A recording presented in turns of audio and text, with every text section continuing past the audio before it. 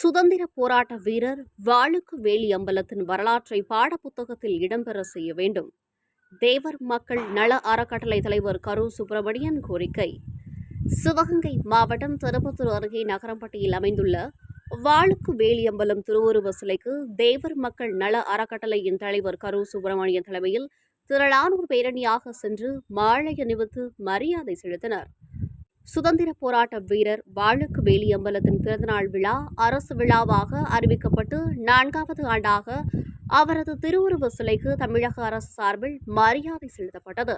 இந்நிகழ்ச்சியில் பல்வேறு அரசியல் கட்சியினர், அமைப்பினர், பொதுமக்கள் என திரண்டு வந்த மக்கள் வாளுக்கு வேலியம்பலத்தின் சிலைக்கு மரியாதை செய்தனர். விழாவையொட்டி தேவர் மக்கள் நல அறக்கட்டளை தலைவர் கரு சுப்பிரமணியன் தலைமையில் திருக்கோஷ்டியூர் தேவர் மண்டபத்தில் ஒன்று கூடிய நிர்வாகிகள் அங்கிருந்து நகரப்பட்டியில் அமைந்துள்ள வாளுக்கு வேலி அம்பலம் மணிமண்டபத்திற்கு சென்று அரசு விழாவில் கலந்து கொண்டனர். அங்கு கரு சுப்பிரமணியனுக்கு வாரிசுதாரர்கள் சார்பாக பொன்னாடை அணிவித்து நினைவு பரிசு வழங்கப்பட்டது.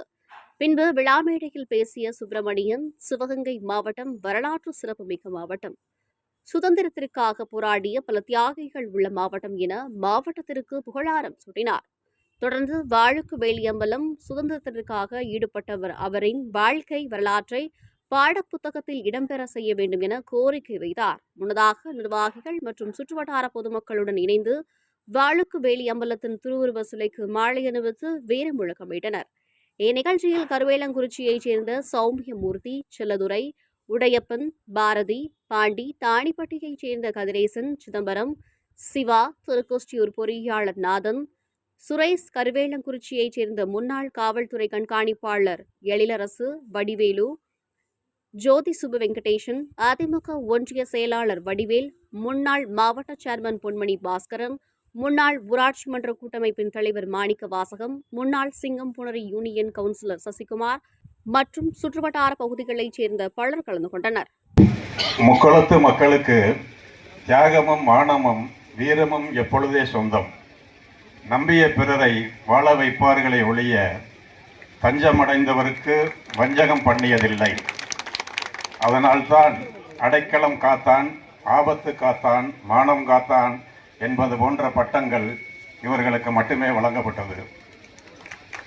ஊமைத்துறையை அடைக்கலங்காத்த மருது பாண்டியர்களின் மானம் காத்த மாவீரர் நமது வாளுக்கு வேலி அம்பலத்தார் அவர்கள்.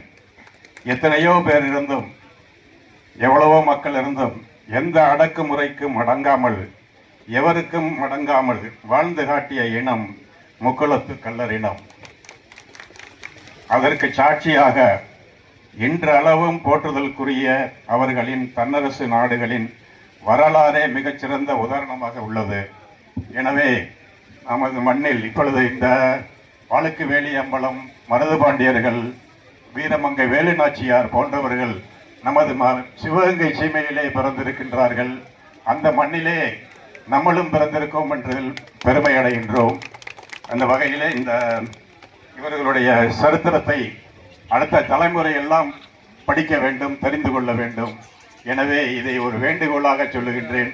பாடப்புத்தகங்களில், பள்ளிக்கூட பாடப்புத்தகங்களில் இவர்கள் இடம்பெற செய்ய வேண்டும் என்று கூறி நல்ல வாய்ப்புக்கு நன்றி கூறி விடைபெறுகின்றேன். நன்றி, வணக்கம்.